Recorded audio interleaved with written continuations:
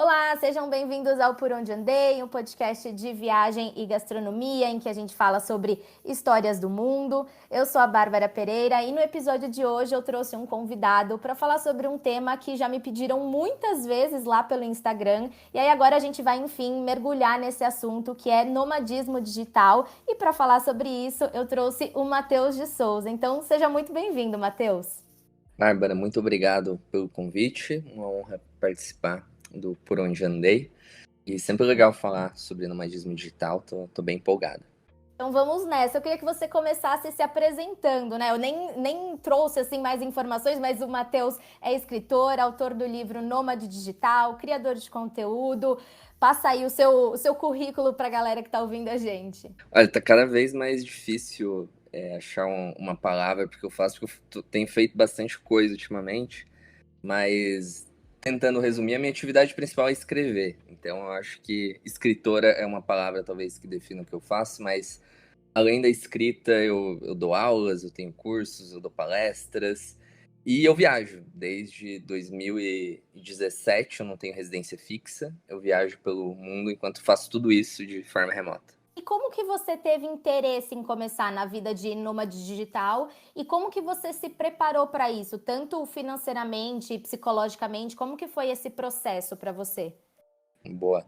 Eu comecei a perceber lá em meados de 2015, trabalhando como CLT, 100% presencial no interior de Santa Catarina, que eu ia todos os dias pro escritório, né? Aquele deslocamento de ida, eu ia de bicicleta, fizesse sol ou chuva, e voltava, e tinha que bater ponto, para fazer atividades que eu poderia fazer muitas vezes de casa, trabalhando na área de marketing. Então a ideia foi crescendo aos poucos, era mais um negócio de tipo, cara, não preciso estar aqui no escritório fazendo isso, posso fazer de casa. E na época eu nunca tinha ouvido falar em nomadismo digital, mas já havia ouvido falar sobre home office.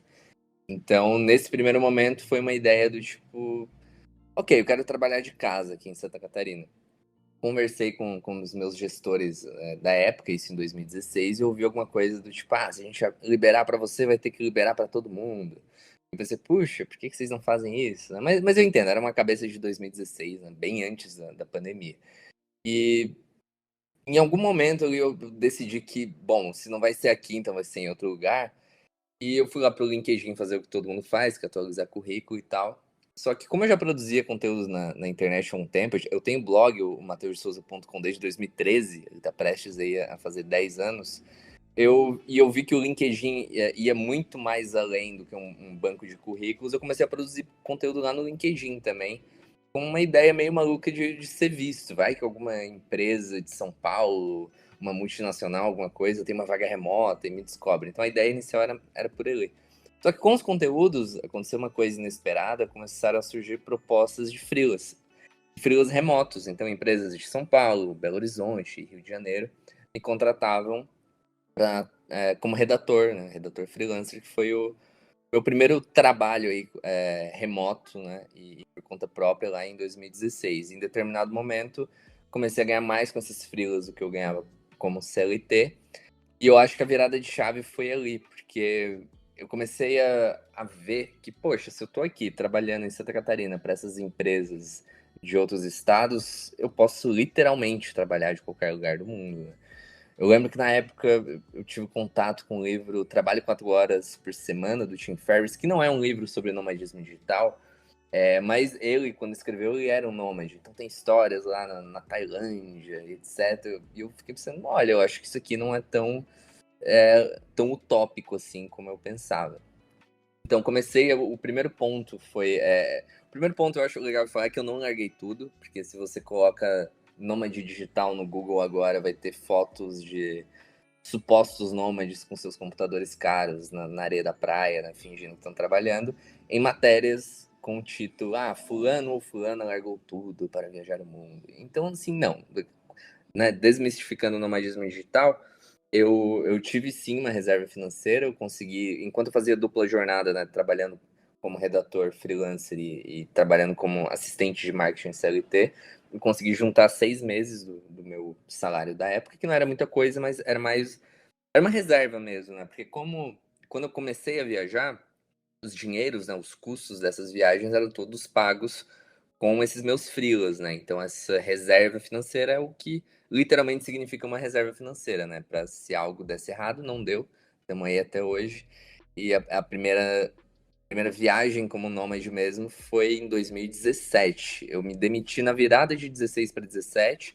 Ainda fiquei uns 6, 7 meses trabalhando 100% remoto em Santa Catarina com esses freelas até fazer essa primeira viagem que eu fiz para o México. E desde então já viajei bastante. Aproveitando que você falou, você começou pelo México. Quais países você já viveu? Qual foi o país que você ficou mais tempo, ou cidade que você ficou mais tempo?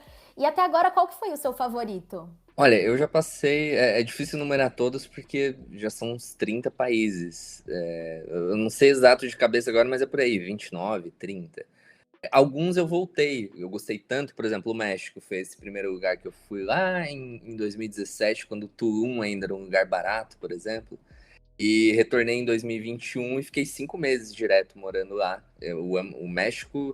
O México eu acho que é um bom país para quem quer se arriscar, se aventurar como um nômade digital, um bom país justamente pro começo, né? Que, pô, fala espanhol, a galera, né? Os mexicanos, um povo super gente boa, a comida eu adoro, pelo menos.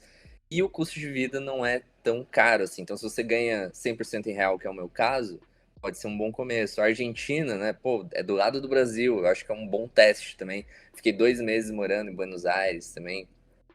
Adoro, fui para algumas cidades da Patagônia também.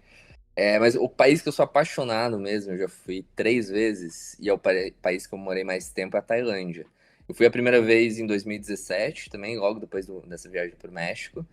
Mas era uma época que eu ainda fazia uns bate-volta, assim, porque eu tinha um apartamento no Brasil e eu tava naquela meio de teste mesmo, né? Eu tava mais conservador ali com o meu nomadismo digital. Mas depois que eu voltei dessa primeira viagem da Tailândia, né, o meu primeiro choque cultural, talvez, né, lá pra Ásia, tudo diferente, fuso horário, tudo diferente. Eu vi que dava certo, eu pensei, bom, eu não preciso mais de um apartamento, é isso que eu quero fazer. Não digo pelo resto da minha vida, mas por uns bons anos, né? E aí eu voltei em 2020 para Tailândia e eu fiquei preso, entre aspas, no país quando as fronteiras fecharam. Eu tive que escolher voltar para o Brasil ou ficar na Tailândia, acabei ficando lá.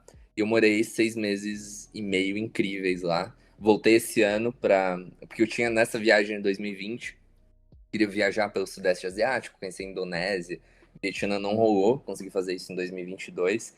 E, cara, eu acho que a minha região, eu não vou falar país, talvez. O país, eu acho que tá claro que é Tailândia, mas essa região específica do mundo, do Sudeste Asiático, eu me apaixonei pelo Vietnã, eu me apaixonei pela Indonésia. Queria ter ficado mais nesses lugares, mas eu tinha compromissos profissionais no Brasil que eram presenciais, palestras, né? Então não tinha como ficar mais tempo, tive que voltar. Mas eu viajei em 2019 muito pela Europa também, mas uma Europa mais alternativa, fora de Schengen. Eu fiquei um tempo em Belgrado, uma cidade que eu adorei na Sérvia, fiquei um mês lá.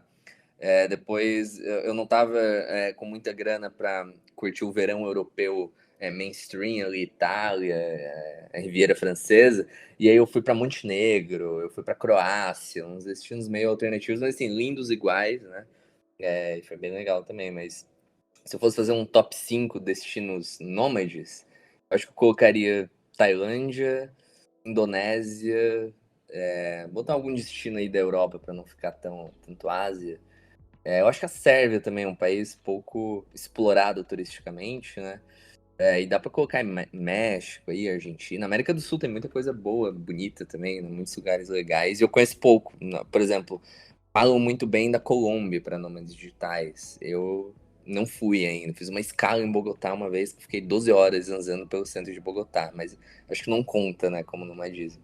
Mas enfim, acho que o meu lugar favorito é a Tailândia mesmo.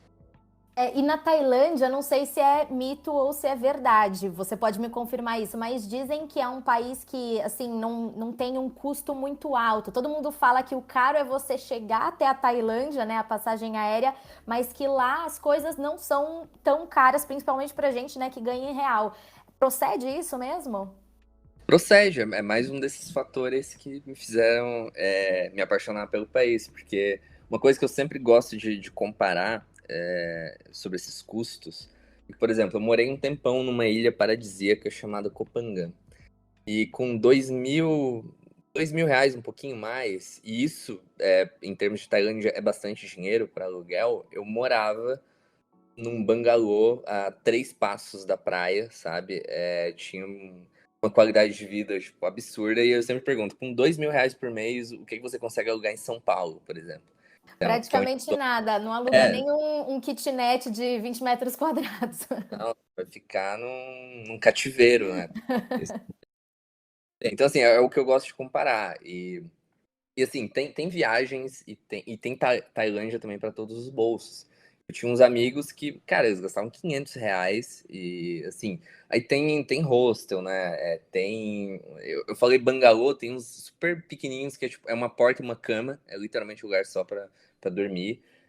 Só que na praia, sabe? Pô, por R$ 500. Então, assim, tem várias Tailândias e, cara, se quiser viver uma vida de rei, sabe? Se você quiser, tá disposto a pagar, sei lá, R$ 5.000 de aluguel na Tailândia, você vive uma vida de rei. Então, essa é uma das coisas que eu gosto dessa parte do mundo, porque Indonésia e Vietnã também é parecido.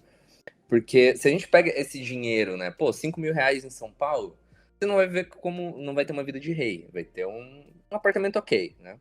Uhum. Agora, esse mesmo R$ 5.000 na Tailândia, você vive como rei. Então, é esse tipo de coisa que eu gosto de colocar na balança, né? E a Tailândia, eu falei bastante de aluguel, né? Mas é um dos poucos países nessa minha vida nômade que eu não cozinhava em casa. Porque é muito barato comer na rua. Cara, comer uns pratos maravilhosos, um almoço, sei lá, R$ 6, R$ 7, sabe? O dia que eu Uhum. queria me passar, queria pedir um negócio chique, eu pagava 10, sabe? Esbanjava com R$ 10. Então, assim, é bizarro, cara. Se vive muito bem com pouco, sabe? Eu acho que e, assim, muito seguro. Porque essa era uma coisa que, lá em 2017, eu não conhecia muitas pessoas, primeiro, que tinham ido pra Tailândia.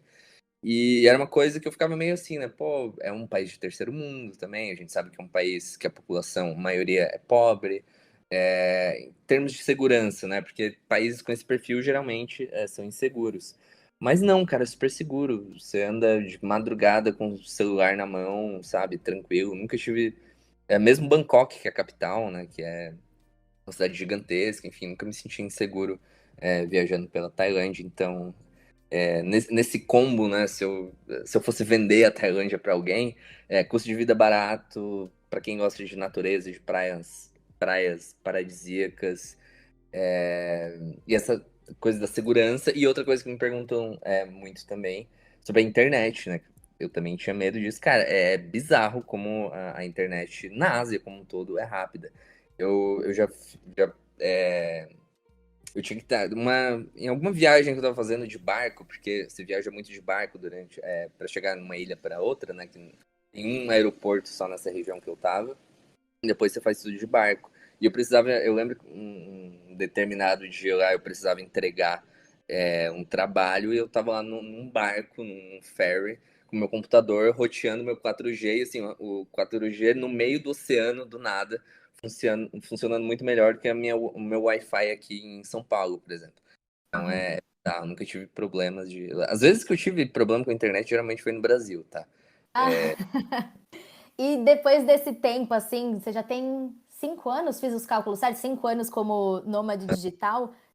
Você consegue fazer um balanço, com certeza, né, dos pontos que são muito positivos e dos pontos que são negativos, porque eu acho que nada é 100% perfeito. Para você, quais que são as dificuldades, assim, falando dos pontos negativos, entre aspas, quais são as dificuldades que você enxerga, que você enfrenta, né, como nômade digital? Como diria Chorão, cada escolha é uma renúncia, isso é a vida.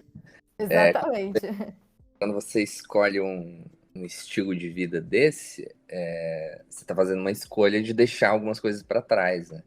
Então, acho que a primeira coisa que pega para muita gente é essa parte de família, amigos, né? Eu Uhum. sempre fui bastante desapegado no sentido de eu sou independente desde muito cedo, saí da casa dos meus pais desde muito cedo. E assim, eu me acostumei já a isso, né? Eu sempre brinco que quem sente mais é quem fica, né? Porque imagina, meus pais estão vivendo a vida deles, né, de sempre e tal, e eu tô ali viajando, conhecendo novas culturas. Então, Não que eu seja um filho ruim, espero que não, mas eu brinco que nem dá tempo de sentir saudade, sabe? Você tá sempre vendo coisa nova, enfim. Agora sim, tem essa parte, né, de você. Cara, eu me acostumei a perder aniversários, casamentos de amigos, formaturas, todo tipo de evento social, né? É, essa época da pandemia, por exemplo, que eu fiquei preso lá na Tailândia, eu fiquei mais de um ano sem ver os meus pais, porque eu já tava na estrada, não tinha como voltar, enfim. Já passei vários natais longe também, enfim. Dia dos pais, dia das mães, né? Essa coisa toda. Então tem isso, né? Você acaba. Talvez, na minha opinião, o maior contra é você deixar essas coisas para trás, digamos assim. Mas, sim, tem uma coisa também, como o meu trabalho, né, já é 100% remoto de 5 anos, eu eu meio que me acostumei a ter essas relações por telas, sabe? Então, tipo, assim, eu falo com meus pais praticamente todos os dias, por telas, e assim, pra mim, não sei, perdeu-se um pouco essa necessidade física, sabe? Tem gente que é mais apegada, tem gente que. Eu sempre falo que tem diferentes perfis de nômades, né? Porque existem diferentes perfis de pessoas, então tem gente que vai sentir mais, etc. Agora, os contras não, desculpa, os prós, eles são tantos que eu acho que balança ali fica bem equilibradinha, porque eu acho que o principal é que eu provavelmente me tornei uma pessoa muito melhor nesses últimos 5 anos, porque acho que é Mark Twain que fala uma vez que viajar é fatal para o preconceito. E você fazendo viagens dessas mais longas, fica vivendo como um local mesmo, em culturas completamente diferentes da sua, como eu vivendo lá 6 meses direto na Tailândia, 5 meses direto no México, diferente de uma viagem que você fica 5 dias, 4 dias, só correndo de um ponto turístico para outro, você acaba conhecendo, né, novas culturas e vê que, cara, por mais. Eu odeio usar essa palavra, tá? Exótico que um país possa ser pra gente, né, que vem de uma cultura aqui do Brasil e tudo mais. No final das coisas, cara, pessoas são pessoas, elas têm os mesmos sonhos, né, os mesmos objetivos. Enfim, eu acho que a comida é uma coisa que une muito as pessoas, né? Então, nesses lugares onde, né, tipo, leste asiático, Vietnã e tal, e eu gosto muito de ir nos restaurantezinhos onde os locais frequentam, sabe? E aí é até difícil comunicar que eles não falam inglês direito, eu obviamente não falo o idioma deles, aí fica aquele negócio de Google Tradutor, mas aquelas pessoas ficam genuinamente felizes de estar mostrando a comida, né, do seu país pra gente. Então essas coisinhas eu acho que nos tornam, no final das contas, pessoas melhores, né? Então eu acho que de todos os prós, né, que são vários, eu acho que. E outro que eu acho que. Isso eu falo no meu livro, que foi essa minha decisão, né, de me tornar um nômade foi muito baseada nisso, de que antigamente a gente tinha muito um roteiro pré-definido, né, de sociedade. Você sai da faculdade, arruma um trabalho, casa, enfim, e compra coisas, né? Você compra uma casa, compra um carro, e aí supostamente no final da vida você vai aproveitar a vida, vai fazer o quê? Se aposentar e viajar. Só que, cara, com o trabalho remoto hoje em dia, a gente não precisa esperar o final da vida, uma suposta aposentadoria, para viajar. Então eu adiantei alguns anos de viagem aí, de aproveitar. E enquanto eu tenho saúde também, né? Porque não adianta eu chegar lá, imagina, 70 anos todo estressado de uma vida toda de trabalho, né? Todo ferrado da saúde, vou aproveitar como? Né? Então tô aproveitando enquanto a saúde tá boa. Uhum. E como que você faz para, assim, quando você chega num destino novo, por exemplo, como que você se organiza para viajar? Porque eu acho que um ponto importante que viajar não, né? Passear. Porque eu acho que Uhum. um ponto legal, né, no seu livro, eu adoro ler, li o seu livro e eu acho que uma coisa que você deixa muito clara é que, assim, não é uma viagem de turismo, lazer, você não tá lá 100%, tô de férias, você tá trabalhando. Então, como que você faz para organizar, assim, na sua rotina, encaixar uns passeios para conhecer esse destino? Boa, essa pergunta é ótima. Porque tem também algumas pessoas que pensam que eu sou um turista em tempo integral, né? Como eu fico mais tempo nos lugares, eu consigo organizar uma rotina, né? Ter um equilíbrio, e depende muito no que eu tô trabalhando naquele momento também. Por exemplo, em época de gravação de curso. Cara, eu lembro que eu tava no México já há 5 meses e teve umas 3 semanas seguidas que eu só saía de casa pra ir no mercado comprar comida, sabe? E, tipo, não tava lá turistando, né? Porque a ideia é que eu realmente tava vivendo como um local, então eu poderia fazer as coisas turísticas depois, né? Então eu me organizei, ok, agora eu preciso trabalhar muito e vou deixar essa parte turística pra depois. Mas geralmente eu faço, como eu tenho controle da minha agenda, fica mais fácil, mas, por exemplo, se eu tô num lugar de praia, e eu tô num fuso na frente do Brasil, como a Tailândia, que é 10 horas na frente do Brasil, eu me organizo pra curtir uma praia de manhã, sabe, fazer alguma coisa, e se eu tiver alguma reunião, por exemplo, vai ser à noite só, né, nesse lugar onde eu tô. Então, depende muito do fuso, depende do que eu tô trabalhando no momento e de quanto tempo eu vou ficar, no lugar. Por exemplo, eu fui aprendendo isso aos poucos também, de ficar mais tempo nos lugares para poder aproveitar também nessa parte turística. Porque eu tenho dois exemplos. Em 2019 eu estava numa de quero conhecer todos os países, vou viajar, eu vou ficar, sei lá, uma semana aqui, uma semana ali. E foi muito ruim por duas coisas. Eu não consegui trabalhar direito, o trabalho não rendeu, e eu não consegui aproveitar as cidades também. Então, eu fiquei 12 dias em Paris, que eu nunca tinha ido em 2019. E, cara, eu saí num final de semana, que foi o final de semana que eu cheguei e fiz todos os rolês turísticos possíveis. E durante a semana eu praticamente só trabalhei, sabe? Então sobrou pouco. Tem várias coisas de Paris que eu não conheço. Por mais que eu tenha ficado 12 dias, que é um tempo considerável para turistar, eu não consegui conhecer muita coisa. E eu fiquei 4 dias em Istambul, que eu achei uma cidade linda. E eu tive uma manhã livre só, porque eu tava gravando curso também. Enfim, não deu para aproveitar muito, sabe? Eu saía só pra comer alguma coisa e já voltava. Então, e nesses testes, né, também, eu fui percebendo, não, pra eu fazer render, para isso fazer sentido, eu tenho que ficar mais tempo nos lugares, né?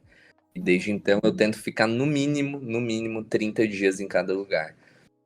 Outro país que eu esqueci no meu top 5, mas que eu fiquei 3 meses e é um dos meus lugares favoritos do mundo, é Cape Town, na África do Sul. Lá eu acho que é um bom exemplo de eu tava 5 ou 6 horas na frente do fuso do Brasil, então se o dia tá bom, tivesse bom, eu ia dar uma caminhada na beira-mar de manhã, enfim, fazer as coisas com muita calma e conseguia. E como eu fiquei 3 meses, cara, eu conheci tudo que tinha para conhecer e consegui trabalhar numa boa, né? Então acho que as pessoas têm chamado isso de slow travel, né? De você, né, viajar devagar, enfim. E aí, se você fica mais tempo nos lugares, obviamente você tem mais tempo para turistar. Uhum. E você gosta de fazer um planejamento a longo prazo? Ou você sempre assim, tipo, o próximo destino é tal? Nem sei se você tá revelando, né, qual que é seu próximo destino. Acho que sim, né? Eu vi nas redes sociais, então já deve ser, já deve ser público. Mas assim, como que você faz? Você escolhe o próximo e aí quando você está lá, você começa a pensar no que você vai em seguida? Ou você já tem em mente, assim, esse ano eu ainda quero conhecer tal lugar e tal lugar, ano que vem tais, né, países? Como que você faz? Então, as minhas últimas duas viagens grandes foram planejadas. Essa da Ásia que eu falei foi uma viagem de ida e volta. Então, eu fiz um planejamento já de tudo certinho desses 3 países que eu ia, quanto tempo eu ia ficar em cada um.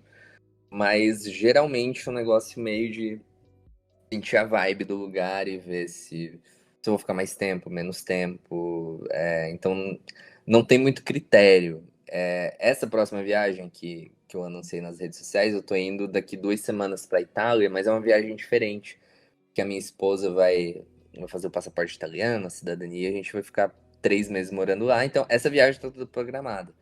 Agora, o que vem depois da Itália, a gente não faz ideia. A gente vai sentir a vibe. Será que a gente vai ficar pela Itália, agora com passaporte? Ou vai para outros países ali da Europa? Então, a gente tá meio indeciso ainda. Eu acho que quando a gente chegar lá, que a gente vai sentir.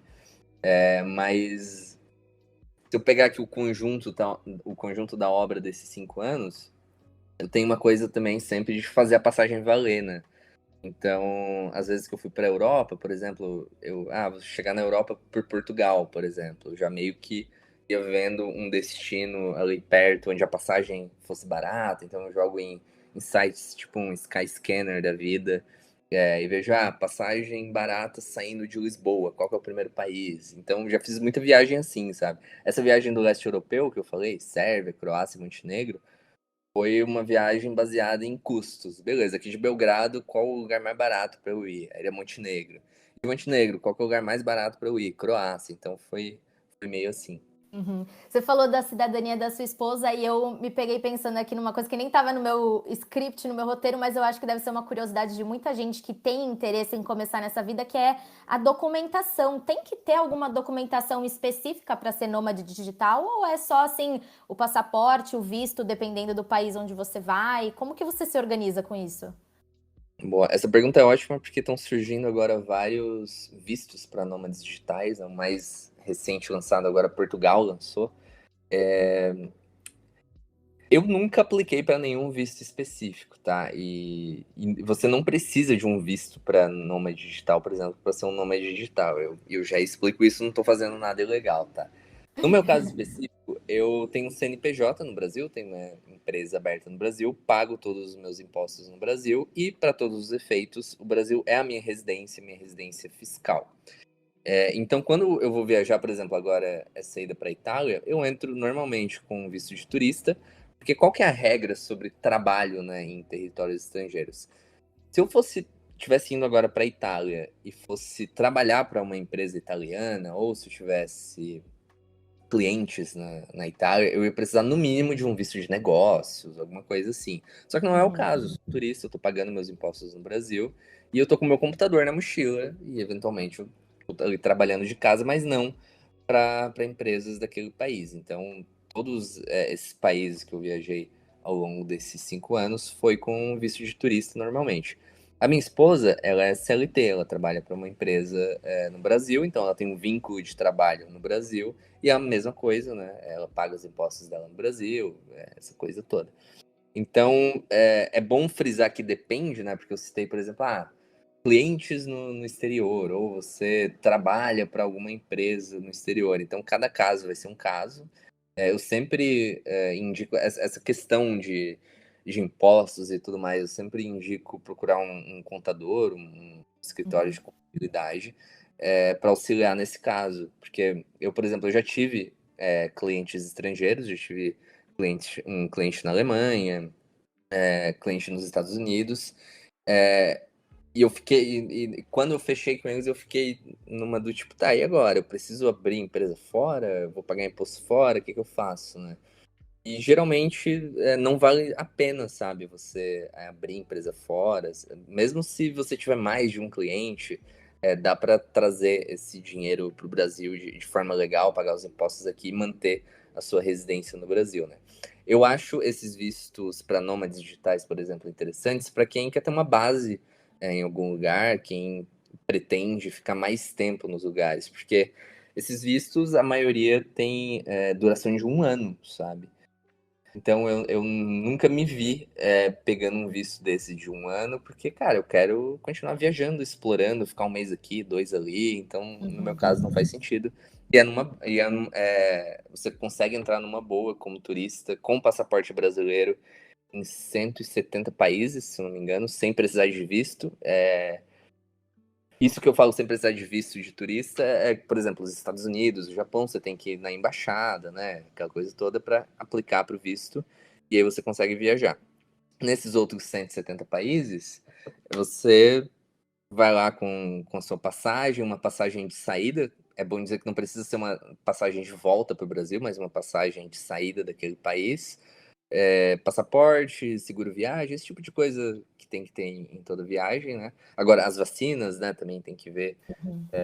A de Covid, praticamente todos os países pedem, mas alguns pedem de febre amarela também para brasileiros. Eu conheço amigos já que não pesquisaram tão a fundo o que um país exigia de requisitos, né, e não entraram porque não tinham a tal da vacina da febre amarela.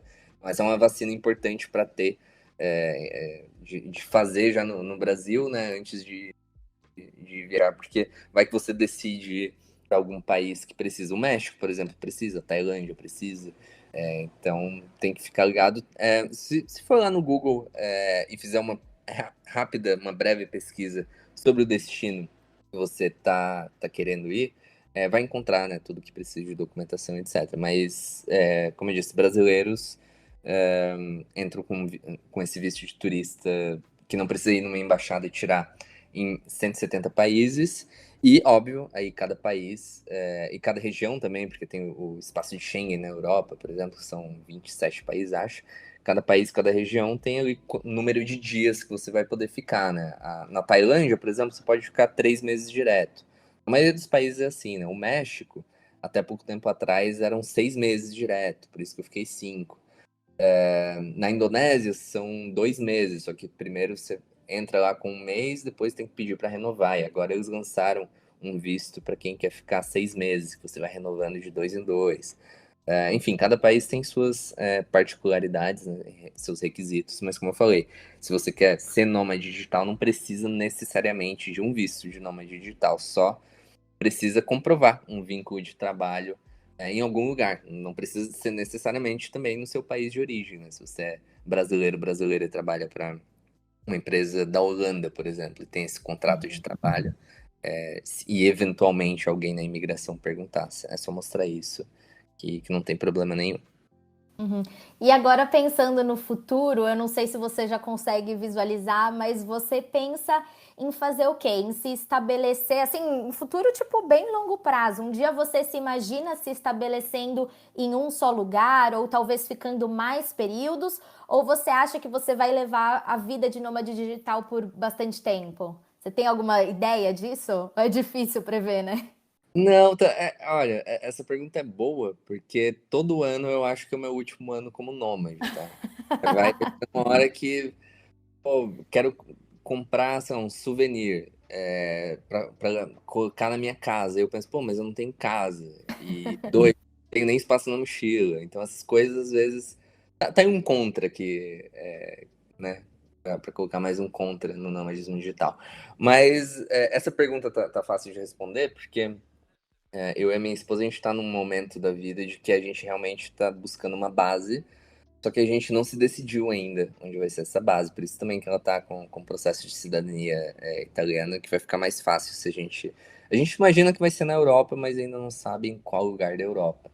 Então, eu acho, tenho aí um palpite que 2023 esse ano da aposentadoria do nomadismo digital, só que a gente não sabe ainda onde a gente quer morar. Então a gente vai fazer alguns pequenos testes, talvez, durante 2023, pela Europa, muito provavelmente, para decidir onde vai ser. Agora, isso não significa que a gente vai parar de viajar, né? Viajar é algo que faz parte da gente, só que a gente vai ter uma base. A única coisa que vai mudar. Eu acho que eu não vou mais poder ser chamado de nômade digital, por exemplo, se for levar ao pé da letra o termo, porque o nômade pressupõe que você não tem uma residência fixa, né? A partir do momento que eu tiver uma residência fixa, você é um trabalhador remoto, como eu já sou, e um viajante, né? Que vou eventualmente fazer minhas viagens. Mas, como eu falei, cara, são 5 anos já na estrada, né? Eu fiz 33 agora, daqui a pouco faço 34. Sim, tô meio cansado já de tanta mudança, mas é aquilo que eu falei no comecinho do nosso papo aqui sobre eu ter aproveitado a boa parte aí desses últimos 5 anos viajando e não ter esperado uma suposta aposentadoria ou a velhice. Eu já aproveitei bastante, assim. Eu acho que 5 anos é um bom prazo. É uma coisa que me perguntam muito também, se um dia eu quero ter uma casa, etc. E o nomadismo digital ele não é 8 ou 80, né? Não é porque eu decidi lá em 2017 eu me tornei um nômade digital que eu tenho que ser nômade digital para sempre. Eu acho que E também não é nem se você largar o nomadismo digital, não significa que você não possa retomar também, né, no futuro. Exato, exatamente. Se eu enjoar de ter uma casa, é só colocar minhas coisas na mochila e fazer o mesmo caminho que eu fiz, o mesmo processo de 2017. Eu acho que tudo isso, o importante, o que eu mais prezo é que seja uma escolha feita por mim, sabe? Em termos de liberdade, né? De flexibilidade, e não algo que, beleza, agora eu me vi numa posição que eu sou obrigado a trabalhar presencial em determinada cidade, em determinado país. Não, eu quero que quando eu deixe de ser um nômade, como eu falei, eu acho que isso está perto, que seja uma decisão minha. E ao mesmo tempo tá aberto, tipo, beleza, não gostei de ter uma casa, quero ser nômade de novo, vai ser uma escolha minha, sabe? Então acho que se eu fosse usar uma palavra para ilustrar isso, é essa liberdade, né? Liberdade de escolha, né? E eu sei que isso é um grande privilégio que eu tenho hoje, que a minha carreira me proporcionou de ter essa liberdade de escolha, né? De escolher se eu quero ser um nômade digital e viajar o mundo ou não. Total, é isso mesmo. Ó, e pra gente finalizar, eu queria fazer um ping-pong, assim, bate-bola com você. São 3 perguntinhas que a gente sempre tem no final de todos os episódios aqui do Por Onde Andei. Você responde com a primeira coisa, assim, que vier na sua cabeça, tá bom? Algumas delas talvez você já tenha respondido, assim, ao longo desse episódio. Vamos ver se eu tô imaginando a resposta correta. Vamos lá. Uma Bora. viagem inesquecível. Opangan, Sua companhia preferida para viajar? minha esposa. Por enquanto eu tô acertando. E o seu destino dos sonhos? Islândia. Ai, adorei as respostas.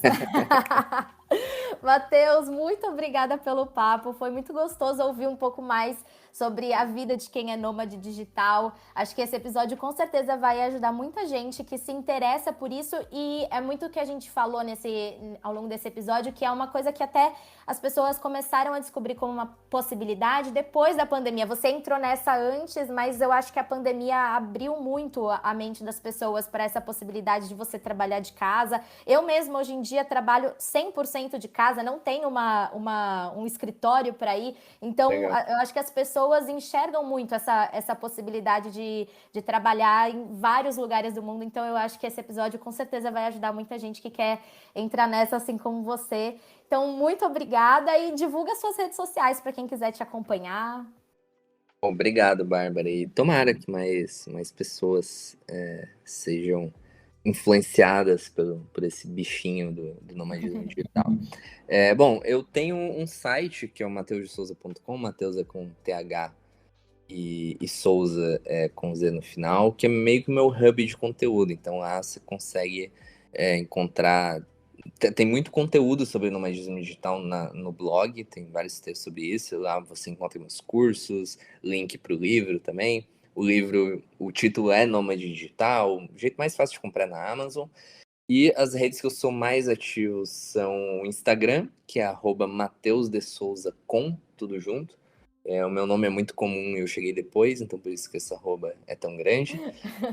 E no LinkedIn é /Mateus de Souza, né? Mas só procurar Mateus de Souza lá, eu provavelmente sou o primeiro a aparecer. Perfeito. Fica aí a dica para todo mundo acompanhar o Matheus. Mais uma vez, muito obrigada por participar aqui do Por Onde Andei. E aos nossos ouvintes, a gente se vê na próxima. Até mais.